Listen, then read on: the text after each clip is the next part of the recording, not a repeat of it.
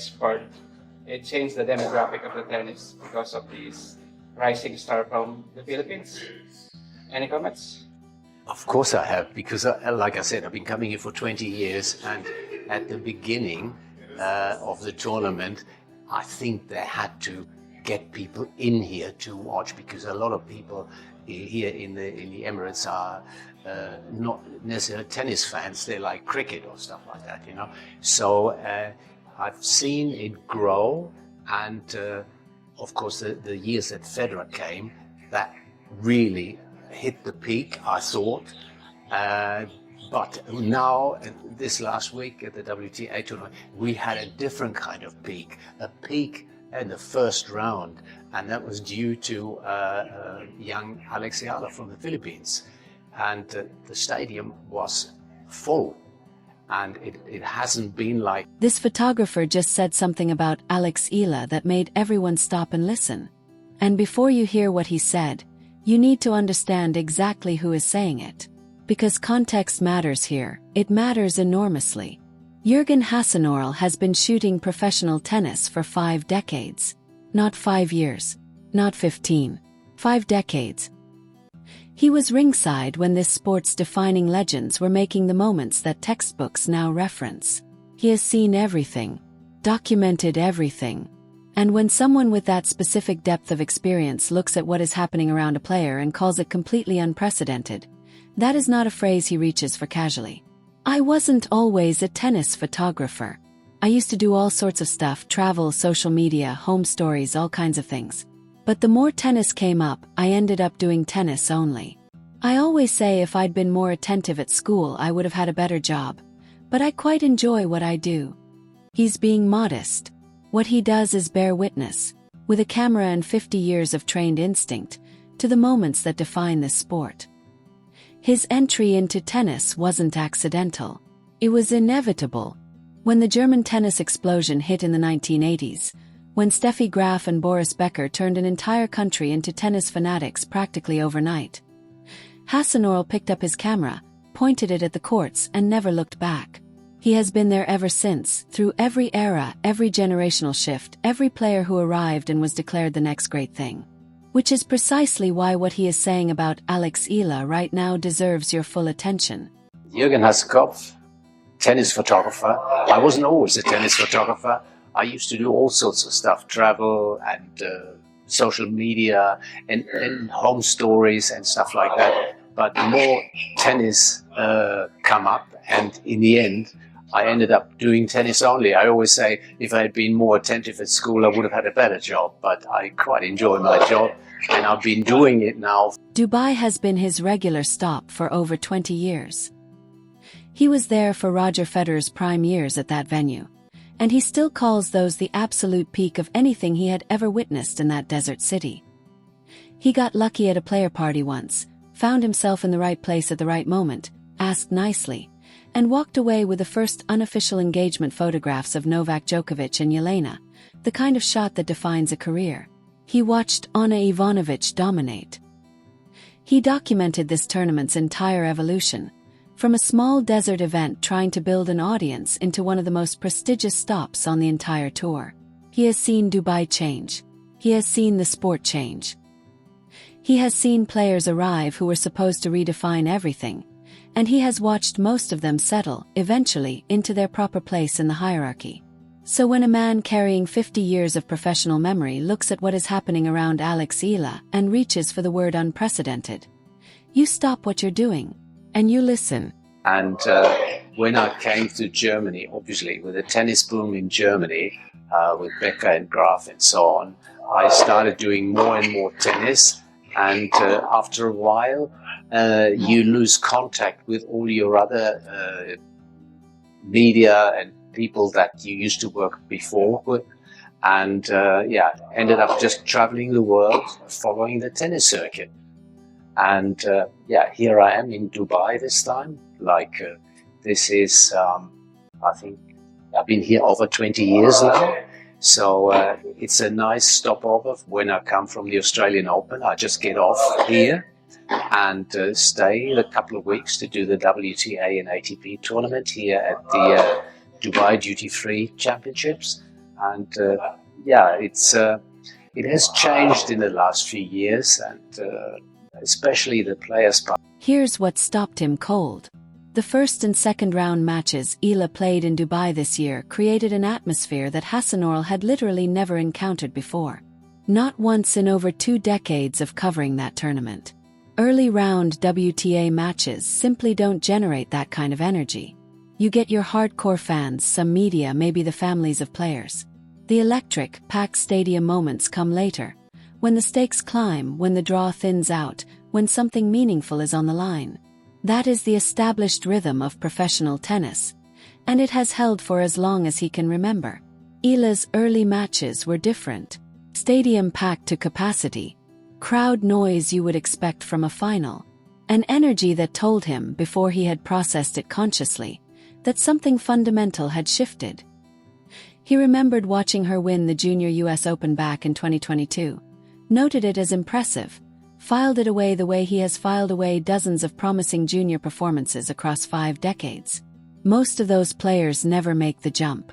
The gap between junior tennis and the professional tour is vast, and it is ruthless. But then Dubai happened.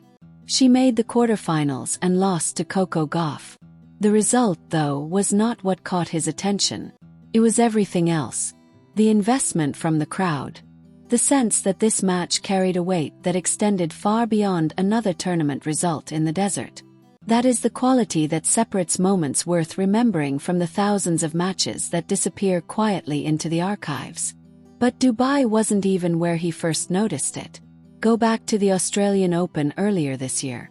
Hasenkopf was moving around the Melbourne Park grounds during Eala's matches and kept running into the same problem. Crowds. Anyone who has attended a Grand Slam knows the main stadiums get overwhelmed with people, but the outer courts typically stay manageable. That is part of the appeal of the early rounds. The intimacy, the access, the ability to watch elite tennis from just a few feet away without fighting for space. Not when Eala was playing. He walked past one of the outer courts and encountered something that genuinely surprised him. A sight his 50 years of experience told him was historically unusual before his brain had finished forming the thought. A massive group of Filipino fans had claimed the lawn area outside with flags, food, drinks, and the kind of organized, joyful setup you would associate with a World Cup pub screening. They couldn't get tickets into the actual court, so they built their own viewing party around one of the big screens and turned it into a community celebration. He started shooting photographs of the scene. Not because anyone had assigned it to him. Because his instincts told him this was worth documenting. Then came Indian Wells. Practice Court 6. Limited seating, standing room around the edges, perfectly adequate for training sessions, and never once designed for significant crowds. Eala was scheduled to practice there. The space ran out of room. Fans began climbing up into the gallery of the adjacent practice court, positioning themselves at elevated angles just to catch a sight line to someone hitting ground strokes in a training session. No match, no ranking points, no competitive stakes of any kind. The elevated galleries were packed. Hasenkopf's takeaway from everything he observed is practical and direct. Tournament directors need to start rethinking court assignments the moment Eala's name appears in their draws. Current infrastructure was not built to handle this level of fan interest around a player ranked 31st in the world. If she keeps climbing, and everything he has observed suggests she will, the gap between crowd demand and venue capacity is going to become a genuine operational problem. On second round match, there was such an atmosphere, and obviously she's a crowd favorite here, and probably going to be a crowd favorite at any tournament she's going to play now. And yeah, I remember her winning the US Open in 2022, and I thought, oh yeah, nice girl, pretty girl, and winning against the favorite at the US Open. So I've more or less been looking at her at some tournaments, but when she came here, she made it to the quarterfinals. It was a fantastic match she played to get there, but unfortunately, she lost against Coco Gauff, and yeah, but that was something really special to have that atmosphere in the early round of His advice is simple: put her on bigger courts. Not as a compliment disguised as logistics guidance. As a veteran of 50 years telling tournament organizers they have not yet fully adjusted to the reality of what this player represents for their attendance numbers. But here is where his observations get truly interesting. Hasenkopf didn't only talk about crowds. He talked about danger. He was specific about it. Media attention is exploding around Eala. Sponsors are arriving with serious money. The commercial opportunities surrounding a player with this level of crossover appeal and this size of fanbase are enormous, and they are going to keep arriving faster and heavier as her profile grows. His concern is one of the oldest in professional sport, but no less urgent for its familiarity. Players who get pulled deep into the commercial machine before building a sufficiently solid competitive foundation sometimes find the attention and expectations outrunning their actual results. Rankings climb. Brand deals multiply. Media appearances fill up the calendar. And somewhere in all that movement, the actual work of becoming a better tennis player gets quietly squeezed out. He kept returning to the same point. Sporting success must remain the priority. Everything else falls into place naturally after that. It was advice and warning delivered together, aimed not at Eala's talent but at the environment surrounding it. He didn't name Anna Kournikova directly. He didn't need to. There is a version of this story where marketing gets ahead of match results, and a player's career ends up defined by cultural impact rather than competitive achievement. Kournikova was legitimately top 10. She won Grand Slam doubles titles. The tennis success was real. But the commercial narrative consumed the competitive one. And that is the story that stuck. What Hasenkopf wants for Eala is a different ending. One where the titles and the atmosphere around her eventually occupy the same sentence, each one reinforcing the other. His specific suggestion: more smaller tournament appearances. Not because he doubts her ability at the top level, but because consistent winning at any level builds the kind of confidence and mental foundation that every elite player requires. Grinding out victories across different surfaces, different conditions, different opponents, that is the work that prepares a player for when the truly biggest courts arrive. The context here matters. Eala is 20 years old and ranked 31st in the world. She has already beaten the world #1 at Miami, made quarterfinals at major WTA 1000 events, competed at the Australian Open in a manner that generated crowd interest with no historical parallel for someone in her ranking position, won gold at the Southeast Asian Games, the Philippines' first women's singles tennis gold in over 20 years at that competition. The foundation is real. The progress is real. Hasenkopf is not questioning the player.